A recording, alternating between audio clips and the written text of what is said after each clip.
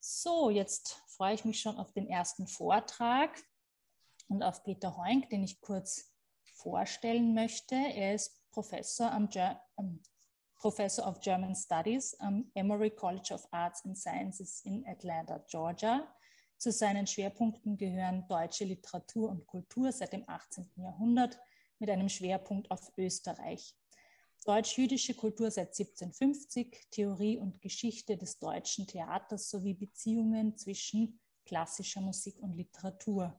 Und sein Vortrag hat den Titel Lebe, wohl, Fülle des Wohllauts, Greetings to the Burst of Textual Voices, Some Reflections on Elfreide Jelineks Schweigen.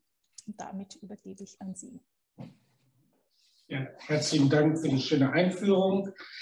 Und ich freue mich, an diesem Symposium teilnehmen zu dürfen. Und mein Text wird also auf Englisch sein, weil diese Instruktionen erhielt ich vor einiger Zeit und daran habe ich mich dann gehalten. Aber die Diskussion kann natürlich später dann auch auf Deutsch weitergeführt werden. Ich habe ungefähr 3 Teile und der ganze Vortrag dürfte ca. 20 Minuten oder 22 Minuten dauern.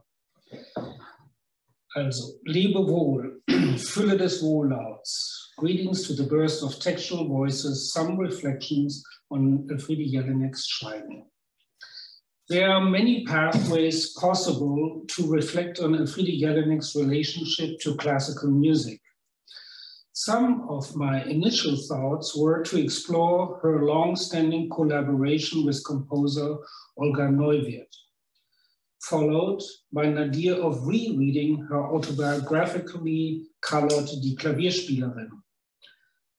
I then altered by browsing Jelinek's libretti, in part composed by Olga Neuwirth. I also considered how other composers became intrigued by Jelinek's texts, such as creating an opera version of Die Klavierspielerin by Patricia Jünger. I comfortably could follow all these initial ideations thanks to the stupendous 2-volume reference work Elfreide Jelinek, Werk und Rezeption, edited by Pia Janke. I continued brainstorming, this time having another look on Jelinek's essays on music and musicians, which then gave way to reading essays on the musicality of her texts. Later, I contemplated on a comparative rereading of her 2 texts for the stage, Clara S. and Rheingold. After all, both texts show us how Jelinek dismantles rhetorical tropes on classical music and gender discrimination. I reasoned that while her interests in music and her feminist critique stayed relatively stable, one could trace changes in the way Jelinek writes texts for the stage in the intervening 30+ years. In the end, as you already know, I opted for Das Schweigen, a short text as part of a collection of 3 texts collated as Das Lebe, wohl, published in 2000. Reasons for my choice are manifold. The title itself, borrowed from one of the 3 short dramas, alludes to one of Beethoven's better-known piano sonatas, and hence caught my attention, since I have been working on Beethoven's relationship to literature for quite some time. The anthology also contains the text Der Tod und das Mädchen, 2, and hence has another reference to a standard repertoire piece of music, this time Schubert's best-known string quartet, which is based on a song he composed in 1817. Young Schubert set the music to the eponymous poem by Matthias Claudius, who wrote the 2 strophes more than 30 years earlier in 1774.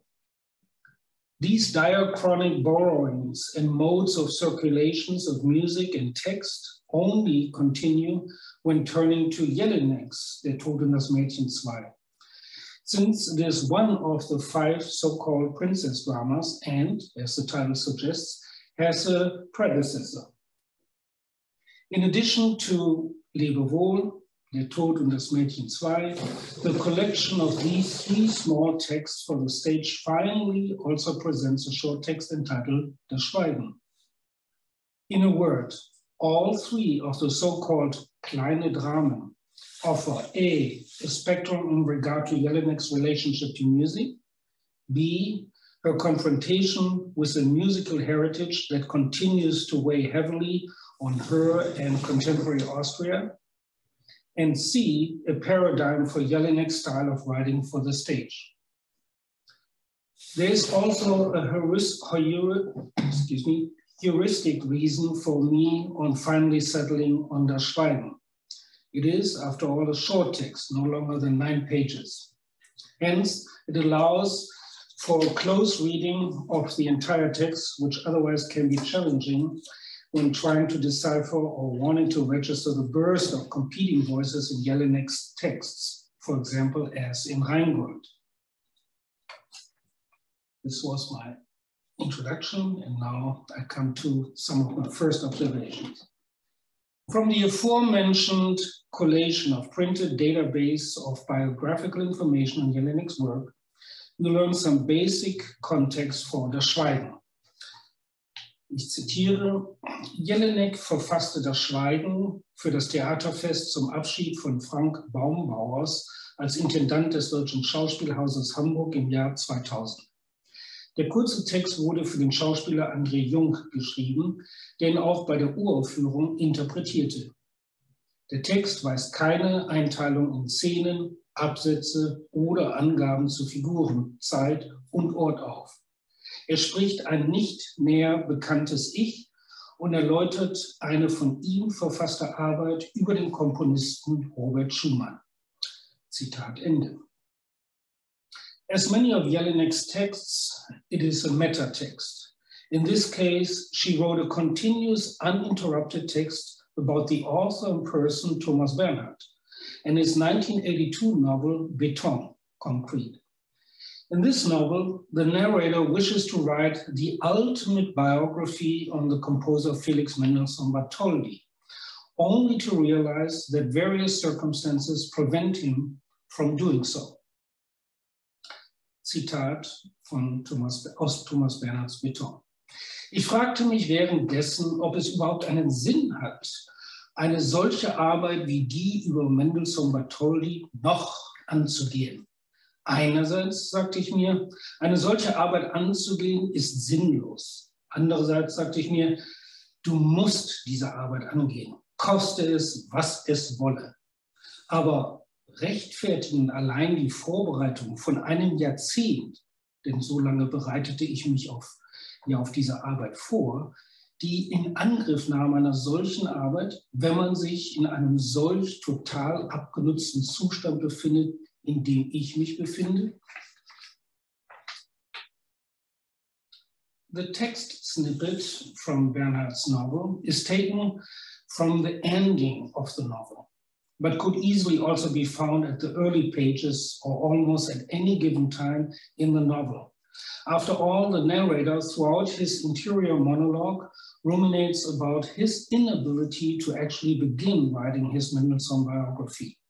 It is a text that has close to no plot other than the self-pitying voice of the narrator and is wanting to write the decisive composer's biography only to obsessively reflect that his writing paranoias prevent him from doing so because of a host of a specific dilemma. In short, we read a text that reflects on a non-existing text. Hence, Bernhard's novel provides structurally a paradox. It is a meta-text, but only one about a missing text. Its paradox lives off the fact that the self-reflective nature of the monologue creates such an elaborate, eloquent, and detailed text in and of itself that one has difficulty to believe that it can be that hard for the narrative voice to actually write the anticipated main text. The eloquent lamenting or primary text becomes so dominant that the non-existing primary text becomes increasingly less plausible. The two texts have entered a thriving codependent relationship, where it is difficult to actually know which text dominates or subordinates the other. In the end, we face a quintessential romantic trope, the infinite longing for some supreme experience of creativity that inherently can never find its redemption. And because salvation seems impossible, the longing becomes all the more painful and intense. Bernhard's text can be viewed as a romanticist text. It is a farce in the way that Marx quotes Hegel when he writes, Hegel bemerkt irgendwo, dass alle großen weltgeschichtlichen Tatsachen und Personen sich sozusagen zweimal ereignen. Hat vergessen hinzuzufügen, das eine Mal als Tragödie, das andere Mal als Farce. If Bernhard's novel Beton is a farce on the quintessential trope of romantic longing, one wonders what is then Jelinek's text. Jelinek's Das Schweigen is a doppelganger text. And by this virtue, she herself delivers another trope of romanticism. The doppelganger destabilizes reality, as we all know too well from tales such as E.T.R. Hoffmann's Der Sandmann. Jelinek, too, provides a narrator reflecting on a composer's biography, this time about a contemporary of Mendelssohn, namely Robert Schumann. Like in Bernhard's texts, the monologue offers a text about why he cannot write the Schumann biography. There is, however, a striking structural difference.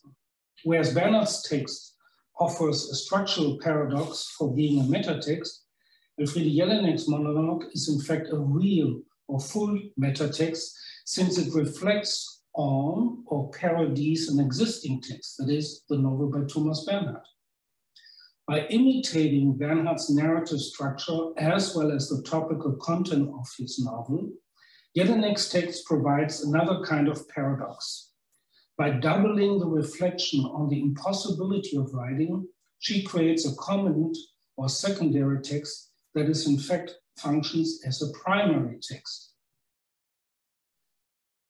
To carry on this intertextual relationship one step further, Jelinek's metatext on Bernhard's Beton allows her to comment on both of Bernhard's texts, the long monologue and the non-existing text. This being the case, one can conclude that Jelinek's text as a comment on a text in which the primary text dominates the non-existing secondary text is actually now dominating the non-existent secondary text. If anything, Jelinek is quite congenial. By imitating or doubling the narrative structure, she can afford to critique both the primary and secondary text of Bernhard's novel. The outcome of this is that Jelinek's text is able to turn the aforementioned romantic trope against itself. Since her primary text provides a comment on the codependent text by Bernhard, she deflates the trope of a deferred redemption. Hence, the last sentences of Das Schweigen are made possible, quote, und die Geschichte ist tot, weil sie nicht aufgepasst hat. Sie ist gestorben, weil ihr das und das passiert ist. Einer sollte uns wirklich zusammenbringen und das von uns nicht niemals Gesagte, damit wir endlich voneinander abweichen können und endlich, endgültig schweigen dürfen, einig mit uns. Only the decoupling of this codependent relationship between primary text, the narrator's lamentation and infinite longing, and secondary text, the non-existing Mendelssohn biography, will create a state of satisfied union and stop the incessant need to express oneself. Schweigen will finally be possible. In other words, Jelinek's metatext provides also a comment on romanticism itself. If, in the case of Bernhard's novel, the redemption of a tragedy turns into a farce, doubling a farce, as in the case of Jelinek's short prose text, then becomes a dead end, or so it seems. Another aspect that I'm going to introduce now. Yet there's another interesting intertextual relationship going on between Jelinek's and Bernhard's text. Both texts have inverse performative qualities. Whereas Bernhard's text is a novel, and as such usually read quietly and in solitude, Jelinek wrote her text to be performed on stage or recited in front of an audience, in this case even for a very specific occasion. Yet it could or should be easily the other way around. Whereas Bernhard's text stages his narrative voice grammatically, Jelinek's text is as much meant to be read as a text as I did in my preparation for this presentation. After all, to catch Jelinek's polyphonous voices requires to read the text more than once, as I did, in order to comprehend the broad knowledge of the topics or themes of her text. There's the person Thomas Bernhard, his novel Beton, the composer Robert Schumann, and the reception of musical traditions or Heidegger-like phrases such as "Es wird das Bleibende bleiben." In fact, I would argue that it is much easier to listen to and follow Bernhard's narrative as a stream of consciousness than to Jelinek's jumpy commentary, often ending with some color or low puns. One can draw out even further on this inverse of staging voices.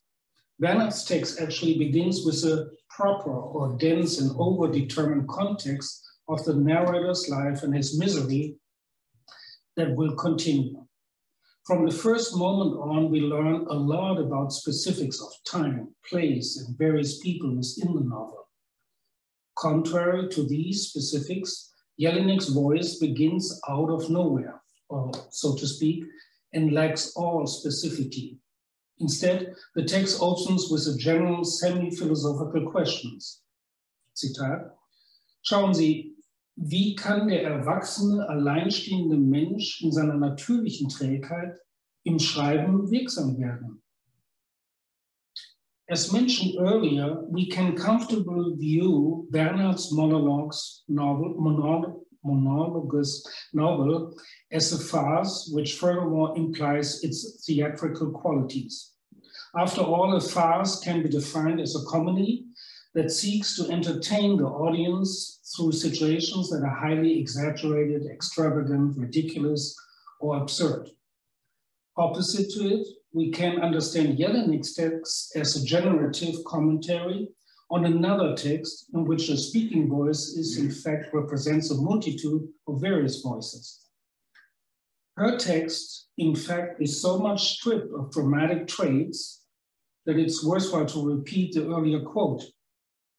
Ich zitiere nochmal: Der Text weist keine Einteilung in Szenen, Absätze oder Angaben zu Figuren, Zeit und Ort auf. Er spricht ein nicht näher benanntes Ich und erläutert eine von ihm verfasste Arbeit über den Komponisten Robert Schumann.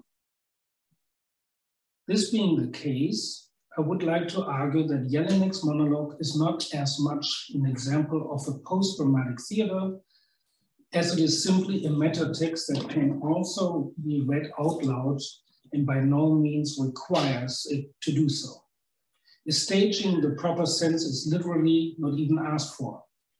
What we have then is Bernhard's theatrical novel in which the narrator stages his existential dilemma, though farcical for us as readers, and a so-called kleines Drama in which the monologue turns out to be analogous to an annotated critical comment that does not ask for any staging. Ein weiterer Gedanke. Given these initial observations on these two different but codependent or intertextual texts, one might be surprised that I read them both as steeped into Romanticism, not as an endorsement of Romanticism, but as heirs of providing examples of romantic irony. Bernhard's staging of the romantic trope of longing for a supreme product or experience that presents itself as farcical I argue, is one example of romantic irony. Bernhard's Beton is organized as a, quote now from Schlegel, steter Wechsel aus Selbstschöpfung und Selbstvernichtung. Or, as the inscribed reflection of the production of the product, das Produzierende mit dem Produkt darstellen. If reading, however, Jelinek's texts as a polyphonous burst of topical voices rather than a drama, one can conclude that her text is a rich and serious commentary on romantic tropes. Her text loudly says Lebe, wohl to the romantic notion of Fülle des Wohllauts. Fülle des Wohllauts is a quote from Thomas Mann. The various voices in das Schweigen wish to reveal to us that Bernhard's narrator in Beton, however farcical his attitude might be, got it all wrong. There is no longer any need for the attitude of longing, of finding ways of expressing intensely the premises of such longing for supreme experience of or product. Given this other intertextual aspect, Jelinek's critical wrestling with the farcical text, however, means that she too follows the definition of romanticist irony. Her text, I argue, represents more of Schlegel's philosophical thinking on irony and no longer its poetic process of production. Zitiere Schlegel: Die vollendete Ironie hört auf, Ironie zu sein und wird ernsthaft. As Schlegel writes, and wishes to see this philosophical irony in light of Socrates' way of hinterfragen. Jelinek's philosophical discourse on romantic tropes is a topsy-turvy way of installing itself a romanticist, that is, self-generative reflection system. This is all the more obvious in that Jelinek's text does something that is deliberately does not, schweigen.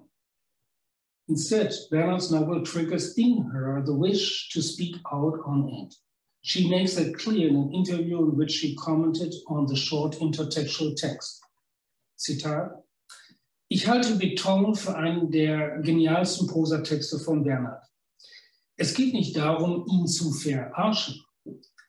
Es dreht sich immer um die größten letzten Dinge, auch zum Beispiel Glenn Goulds Bachspiel. Aber sie werden immer nur umrissen, angedeutet, treiben die Handlung voran, ohne je erläutert zu werden. Ich habe mich mit einem, der eine fiktive Schumann-Biografie schreibt, sozusagen auf dieses Thema draufgesetzt und auch ein bisschen parodiert, wenn man so will. Zitat Ende. I beg to differ and read Jelinek's Das Schweigen not as much as a parody, but as a seriously inclined commentary on what she considers to be wrong in insisting on the romantic trope of a longing for some größte letzte Dinge. However, she ignores that Bernhard's already knew that this romantic trope can no longer be taken seriously, because he shows us time and again in different modalities how futile and flawed that wish for something ultimate or supreme has become. Ich komme jetzt zum Abschluss. There's one last aspect to which I briefly want to hint, without elaborating on it today. I see both authors, Jelinek and Bernhard, and some of their works as texts of a bygone era. Bernhard's farcical novels, such as Beton or Untergeher, with all its circling around musical aesthetics driven by a romantic notion, and Jelinek's discursive text on classical music, Clara S., Die Klavierspielerin, Die Winterreise, or Rheingold, with their intention to critique the very foundation of the romantic tropes, all these texts only work as long as there is an audience who's able to understand the subtext of these references.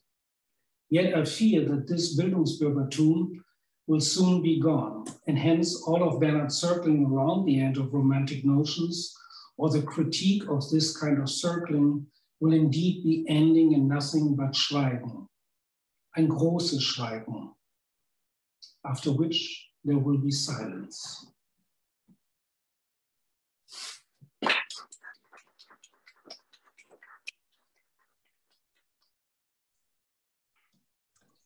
Ja, vielen Dank für den sehr anregenden Vortrag. Jetzt frage ich mal in die Runde, gibt es Fragen oder Anmerkungen, Kommentare? Sie können sich auch gerne im Chat melden dazu. It's okay if there's silence after this. Well, there were two hands up, I thought. I don't see that. Yeah, Rita. Oh, nee, sie klatscht. Ah ja, aber sie hat auch eine Frage. Ja. You're on mute, Rita. You're on mute. Can you hear me? Ja, jetzt geht's. Okay. Also ich wollte nur sagen, schönen guten Morgen, guten Nachmittag. Vielen Dank, Peter, das war sehr interessant, sehr spannend. Ich wollte fragen, vielleicht nicht so sehr zur Musikalität, aber so ein bisschen dieses Motiv des Reisens in dem Schweigen, ob du vielleicht dazu was sagen könntest, denn sie sagt ja irgendwie, sie würde, was ist das, nach Palma, nach Mallorca irgendwie abfahren, oder das war jetzt vor ihrer Reise, dass sie spricht, und dann war dieses Schweigen auf dem Bahnhof.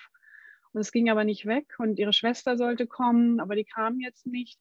Als ich das jetzt nochmal gelesen hatte, dachte ich irgendwie so, da ist irgendwie auch dieses Reise- und Bewegungsmotiv drin.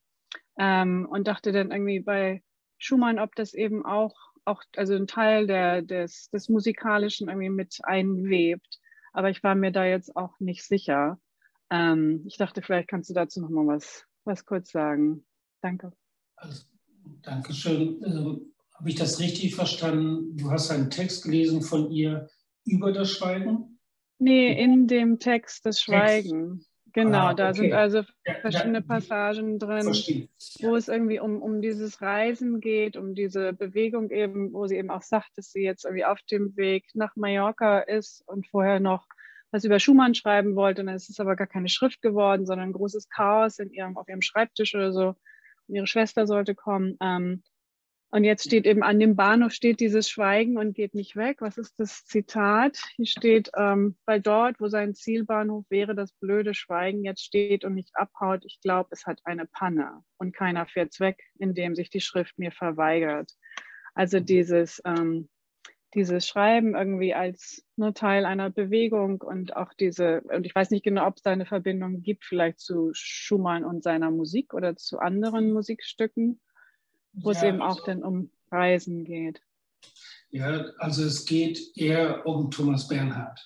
Das ist eine Verschränkung, wie ich kurz andeutete, auch biografische Verschränkung mit Bernhard, der gerne nach Mallorca ging und dort auch Interviews gab. Das ist eine bekannte Filmdokumentation, wo er vor allem eines tut, nämlich nicht schweigen, sondern viel redet und monologisiert, wie eben seine Charaktere in diesen Romanen. Und es ist natürlich was ich hier bezeichnen würde als romantische Ironie bei Jelinek, die dann eben natürlich sagt, dass er eben nicht schweigt, sondern im Gegenteil, er hat einen wahnsinnigen Redefluss, Bernhard, speziell in dieser Dokumentation, wo er nach Mallorca geht.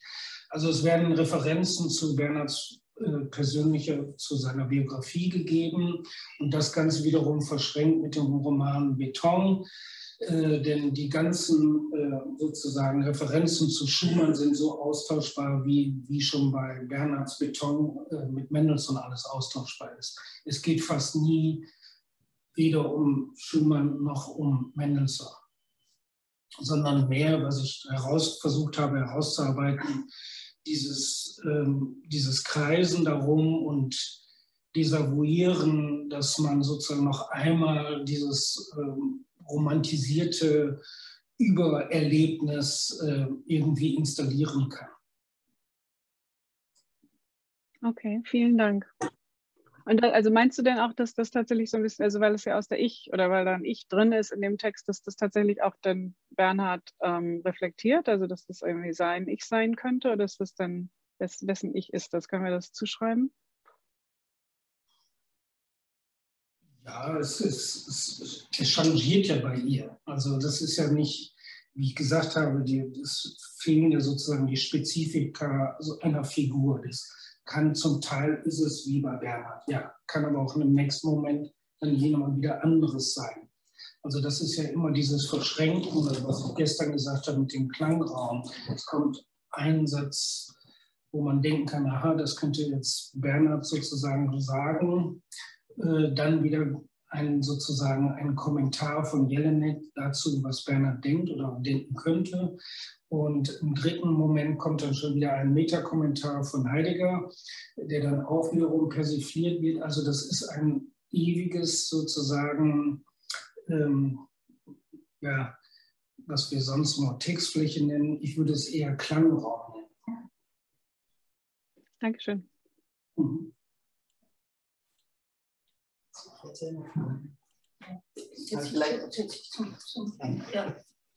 Ja, ich würde gern was fragen oder auch was ergänzen. Kennen Sie eigentlich oder haben Sie die verwendet auch? Es gibt ja Essays von Elfreide Jelinek über Thomas Bernhard, drei oder vier, auch einen ganz wichtigen Nachruf, der immer wieder zitiert wird. Und da beschreibt sie ja dieses Atemlose von Thomas Bernhard und vor allem diesen Sprechzwang und leitet das auch biografisch ab aus der Lungenkrankheit von Thomas Bernhard. Also dieses immer sprechen müssen, eigentlich ohne Atem zu haben oder ohne Atem zu holen. Also ich weiß nicht, sehen Sie da Bezüge auch zu diesem Schweigen, diesem Textschweigen oder kann man das herstellen? Also jetzt nicht sozusagen dieses vordergründig biografische, aber dieses atemlose Sprechen als Charakteristikum auch des Schreibens dann auch von Thomas Bernhard. Ja, da bin ich eigentlich letztendlich überfragt. Ich bin da mal vorsichtig mit so generellen Statements, weil Jelinek ja selber sozusagen wie Bernhard auch wahnsinnig viel produziert. Sie ist ja auch atemlos in dem Sinne, dass sie wahnsinnig viele Texte schreibt, verfasst, darin sozusagen eine Art Doppelgänger ist von Bernhard. Aber sicherlich aus einem ganz anderen, ich will es nicht zu sehr ins Biografische abdriften lassen, aus einem ganz anderen Kontext heraus als Bernhard. Weil Bernhard, wie Sie richtig sagen, war natürlich diese Lungenkrankheit, frühe Lungenkrankheit und Schockerlebnis, fast gestorben zu sein, miterleben zu müssen, was dann der Atem uns sozusagen sehr ausbreitet. Dieses Schockerlebnis hat ja bekanntlich Frau Jelinek nicht, aber ihr Drang sozusagen auch wie Bernhard immer wieder nochmal neu zu reflektieren, hat ja auch etwas sehr Atemloses. Ja, ich habe das jetzt eher auf das Stilistische bezogen gemeint. Also nämlich Bernhard arbeitet ja mit einer ganz bestimmten Rhetorik, mit einem ganz bestimmten Rhythmus. Und ich glaube, das meint Jelinek auch mit dieser Atemlosigkeit oder mit diesem Sprechzang, mit dieser Produktion. Während Jelinek natürlich auch sehr rhetorisch arbeitet, also mit rhetorischen Verfahren und Wiederholungs- und Variationsformen. Aber ich glaube, das sind trotzdem zwei unterschiedliche stilistische Formen. Ich glaube nicht, also ich meine, ich bin jetzt gespannt auch auf das nächste Gespräch, wo es ja auch um dieses Sprechen und Schweigen gehen wird und auch wahrscheinlich ums Atmen. Ich glaube, also meine Vermutung ist, also mich würde da auch Silvia Rohrer dann sehr interessieren, ist, dass man wahrscheinlich Bernhard anders spricht als Jelinek, auch vom Rhythmus oder vom Atmen her oder von der Stille oder vom Schweigen. Ich weiß es nicht. Also das würde mich jedenfalls interessieren, ja. Also, oder wollen Sie, Frau Rohrer, wollen Sie gleich was dazu sagen? Ja? Ganz kurz dazu, was ja beide Autoren auszeichnen, Jelinek und Bernhard, ist, dass sobald man, sagen wir mal, 5, 6 oder einen Absatz oder eine längere Passage gelesen hat, man sofort den Sound zuordnen kann. Man kann also sofort sagen, okay, das ist jetzt Bernhard, das weiß man sofort, umgekehrt bei Jelinek inzwischen auch. Und natürlich gibt es große stilistische, rhetorische Differenzen, aber interessant ist, dass beide überhaupt einen ganz genuinen Sound haben, mehr als, sagen wir, andere Autoren.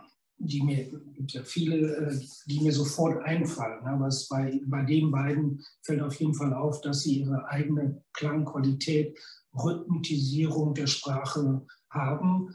Und muss ich gestehen, dass ich dann bei Jelinek bisher noch nicht so weit gegangen bin, dass ich dann sage, das schaue ich mir mal genau in der Differenz an zwischen beiden. Also klar, bei Bernhard diese Hypertaxe, das nie enden wollende Sätze und so weiter, das bei Jelinek dann ganz anders getaktet. Ja. Frau Rohrer, wollen Sie was dazu sagen? Das würde mich interessieren. Ja, es ist nur, also mir ist wirklich, als ich jetzt zuhörte, gerade eingefallen, Kopfschuss, Frau Fröhlich, Kopfschuss, Frau Fröhlich, aus Der Präsident von Thomas Bernhard. Und über Tiere ficken, ficken, ficken und nein, ich möchte nicht mit, ohne nicht. Also mir sind wirklich zwei komplett verschiedene Passagen der beiden Autoren angefallen, wo ich dachte, ja, da gibt es natürlich in der Musikalität eine sehr große Nähe, ja, in dem Absetzen, in der Rhythmik. Ich habe bisher Bernhard nicht so viel gespielt wie Jelinek, aber das ist interessant, dass mir das wirklich schlagartig einfällt. Also mir fallen sofort diese Sätze ein, das ist absolut vorhanden. Und trotzdem ist natürlich Bernhard allein dadurch, dass er wirklich Dialoge schreibt und die Monologe immer noch innerhalb der Dialoge sind und Elfreide Jelinek ihre Dialoge sozusagen in eine ganze Fläche hinein verwebt. Da sind durchaus auch Dialoge vorhanden, aber sie sind wirklich verwoben und nicht, auch schon optisch gar nicht erkennbar, weil ja die A4-Seite einfach voll ist mit den Worten. Da ist natürlich eine Unterscheidung allein schon, wie man es sieht und wahrnimmt, was dann auch im Sprechen natürlich zu was anderem führt.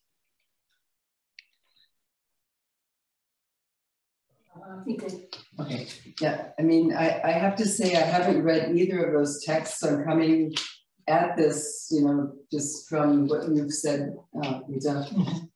So from what I can tell, there's something very compulsive about Bernhard's text. And that Jelinek picks up on that compulsion to produce language. And I'm thinking in terms of romanticism. I mean, it's not, you know, coincidental that they're both looking at romantic composers. Mm-hmm. So is there a sense of loss of longing? Is there any sense of melancholy maybe in Bernhard's text that Jelinek is writing against? You know, in a parody of it? So I'm just, you know, is there a sense of loss anywhere? You know, that compulsion, it's almost like a disorientation, and I have to keep on producing language until I can find something for me. And it sounds like Jelinek is, in a way, picking up on that, you know, that compulsive speaking. And it's trying because it's not really saying, you know, I mean, they're not coming to a point there. Yeah. Also, darf ich? Just, should I speak German or do you prefer English? Whatever you want. Whatever you want.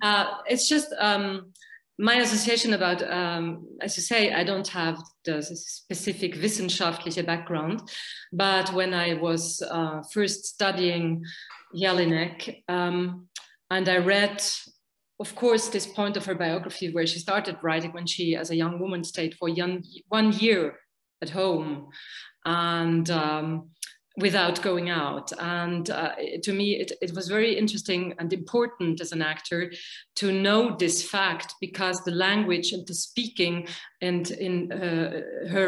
for her, it's the writing is like der rote Faden to the world, is like the connection to the world, is like this is me alive in the world through language and through the world. And this might be some Verwandtschaft, some parentage to Thomas Bernhard in my eye. Mm-hmm. I'm wondering, you know, again, is that compulsive language, is it covering something up? You know, I mean, a sense of a loss of the ability to long like the Romantics, you know, the ability to be as certain in oneself as a creator, you know, as the Romantics. Is there some sense of loss here in that compulsive language? Es ist dieses Bewusstsein, dass ich nicht mehr dorthin zurück kann, in diese Schleife diese romantische Schleife, dass ich in irgendeiner Form eine metaphysische Präsenz erzeugen kann, die sozusagen transzendierende Wirkung für mich als Subjekt und so weiter erleben kann. Das wissen, wenn man Bernhard und Jelinek zusammenbringt, beide. Das geht nicht mehr. Das ist bei Jelinek mal aus anderen Gründen, kommt übrigens ein feministischer Diskurs mit hinein und so weiter oder Perspektive. Aber beide wissen darum. Das ist eine gute Frage. Und ich denke, dass das bei beiden immer oft auch umkippt in Komik. Es gibt ja diesen tollen kurzen Text bei Bernhard, wie heißt das, ist es eine Tragödie oder ist es eine Komödie, wo dann dieser Monolog ist, wo man dann zum Schluss wirklich nicht mehr weiß, ob man dann lachen soll oder weinen soll. Und bei Jelinek ist natürlich, weil es sich nochmal Kommentar zu Bernhards schon Wissen ist, dass es nicht mehr geht. Nochmal ein Kommentar dazu ist, wie soll ich sagen, nochmal eine Potenzierung zu wissen, dass ich da nicht hin kann und auch nicht hin will. Und es nicht brauchbar ist. Und dann was ich da zum Schluss sage, genau, nicht mehr brauchbar ist, wie der Text am Ende. Einer sollte uns wirklich zusammenbringen. Uns und das von uns niemals Gesagte, damit wir endlich voneinander abweichen können, also die Figur, die immer was möchte und was provoziert wird, und endgültig schweigen dürfen. Und jetzt ist das tolle Ende, finde ich, einig mit uns. Das heißt, immer dieses Uneinigsein mit einem selbst produziert dieses, was du richtig sagst, mit obsessives Sprechen oder Schreiben. Also es ist im Grunde genommen tatsächlich eine Schrecksekunde, eine Angst vor diesem Moment, wo Stille eintritt. Da kommen wir dann gleich noch drauf, den Unterschied zwischen Schweigen und Stille. Ja. Das sind zwei ganz andere Aspekte. Okay.